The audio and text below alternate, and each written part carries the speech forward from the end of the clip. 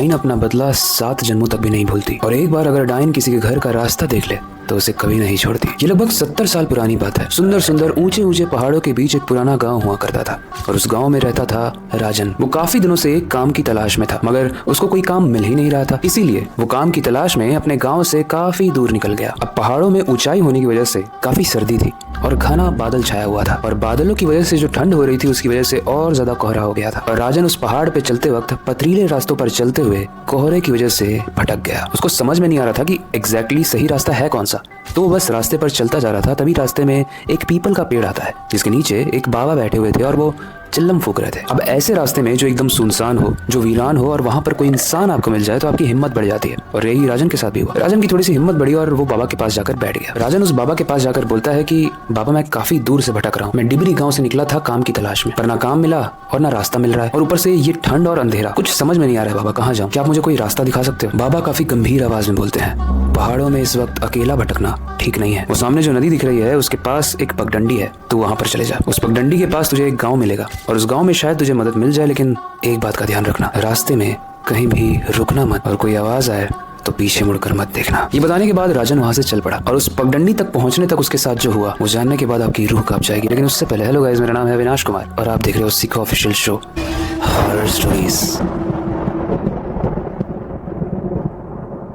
जब बाबा ने उसे सजेशन दिया पगडंडी के पास जाने का तो राजन उसी वक्त नहीं उठ गया। राजन उस बाबा को देख रहा था और काफी कुछ ऑब्जर्व कर रहा था। बाबा के सर के बाल काफी लंबे थे, नीचे तक लटक रहे थे, उनकी आंखों में सुर्खी काफी लाल थी और इतनी ज्यादा ठंड होने के बावजूद भी वो बिना कपड़े के बिना ठंड में कुटरे बैठे हुए थे। जब राजन बाबा को ऑब्जर्व कर रहा था तभी बाबा उसकी तरफ देखते हुए बोलते हैं तुझे ठंड लग रही है ना, ये ले चिल्लम ले और इसको फूक, तुझे थोड़ा आराम मिलेगा। राजन घबरा गया कि ये नई चीज मुझे ट्राई करनी चाहिए या नहीं करनी चाहिए, लेकिन उस वक्त इतनी ज्यादा ठंड थी कि उसका दिमाग नहीं चल रहा था। उसने चिल्लम ली और 2 गहरे कश लिए। बाबा दोबारा चिल्लम में लग गए और राजन वहां से उठकर पगडंडी की तरफ चल पड़ा। रास्ता काफी कठिन था, कोहरा था तो ठीक से दिख नहीं रहा था, तो राजन कुछ निशान बनाते हुए चल रहा था ताकि अगर वो उसी रास्ते पर वापस पहुंच जाए तो उसे पता चल पाए। काफी पत्थर थे तो संभल संभल के धीरे धीरे चलना पड़ रहा था। तभी कोहरा हटता है और एक घना सा जंगल आता है और उस जंगल से उसे काफी आवाजें आ रही थी। वो हर चीज को इग्नोर करते हुए आगे बढ़ रहा था क्योंकि उसे याद था कि बाबा ने बोला था कि पीछे से कोई भी आवाज आए तो रुकना मत और देखना मत। वैसे काफी हद तक तो उसने चीजों को इग्नोर किया, लेकिन कुछ देर के बाद उसे एक आवाज आती है, एक आवाज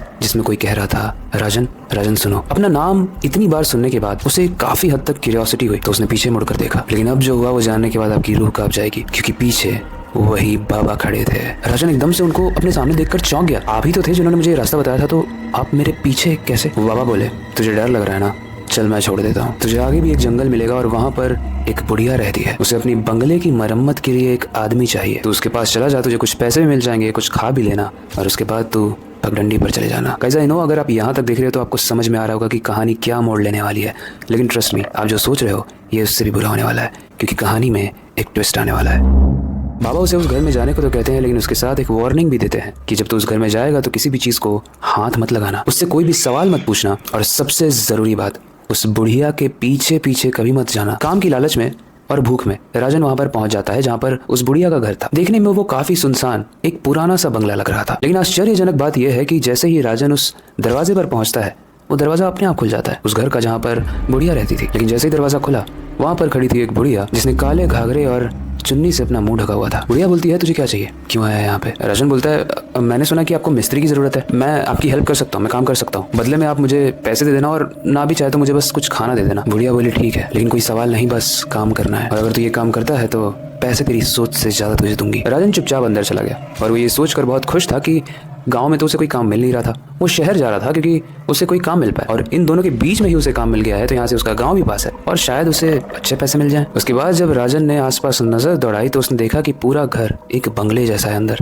और उस बंगले में बहुत ही अजीब और गरीब चीजें भरी हुई हैं। हर तरफ छोटी छोटी काली गुड़ियां लटक रही हैं, स्टैच्यूज बने हैं जैसे किसी फैशन रूम के सामने बने होते हैं, मतलब आदमी और औरत के स्टैच्यू। देखने से वो स्टैच्यू लग रहे थे, लेकिन राजन को ऐसा लग रहा था कि ये कोई असली इंसान है जिसे खड़ा किया गया है, बट वो श्योर नहीं था। हर गुड़िया जो लटक रही थी उसकी आंखों से लाल खून निकल रहा था, लेकिन राजन को पता था कि बाबा ने भी बोला है और बुढ़िया ने भी बोला है कि भाई सवाल नहीं पूछना है, तो मैं चुपचाप काम करता हूँ और काम करके पैसे लेके अपने घर चला जाऊंगा। राजन बुढ़िया के पास जाता है और बोलता है कि आप मुझे काम बताइए। बुढ़िया बोलती है कि तुझे एक पक्का कुआं बनाना है, एक वेल यानी एक कुआं, गहरा कुआं, और ये काम 1 हफ्ते तक चलेगा, तुझे 1 हफ्ते यहाँ पर रुकना पड़ेगा। राजन शुरू में थोड़ा घबराता है और बोलता है कि मैं तो एक ही दिन या 2 दिन के लिए आया था, बट आप इतने दिन रखोगे, मैं घर से बहुत दूर हूँ। वो बुढ़िया कहती है कि ज़्यादा सवाल मत कर, मैंने बोला ना तुझे डबल पैसे दूंगी और तुझे खाना भी बहुत लजीज मिलेगा। गाइस, ये जो खाने वाली बात है इसको ध्यान रखना, ये लजीज कैसे बन रहा है वो आप आगे जानोगे। वो हर दिन मन लगाकर काम करता था, काफ़ी सारे पैसे मिलते थे, खाने को भी काफ़ी टेस्टी मिलता था। उसे नॉनवेज बहुत पसंद था तो हर तरीके का नॉनवेज खाना उसे मिल रहा था। धीरे धीरे वो कुआं बनने लगा और आखिरी दिन जब